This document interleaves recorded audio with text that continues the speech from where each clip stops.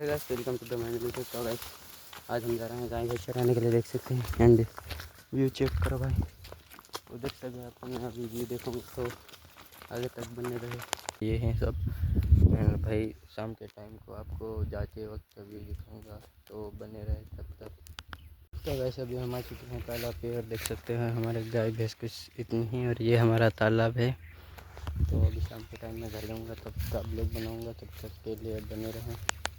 तो गाइस अभी बज चुके हैं 4 और हम जा रहे हैं अभी घर पे। तो हमारे पास कुछ इतनी गाय भैंस हैं, मतलब गाय तो कम ही है, भैंस ज़्यादा है।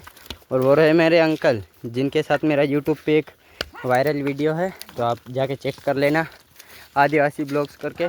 तो गाइस आज का वीडियो पसंद आया है तो लाइक शेयर सब्सक्राइब कर देना, एंड बेल आइकन को भी प्रेस कर देना। एंड भाई इंस्टाग्राम पे आप ये वीडियो देख रहे हैं तो फॉलो कर देना, एंड लाइक कर देना, कमेंट कर देना। Thank you for watching bye, and जय जोहर जय आदिवासी। तब तक के लिए बाय।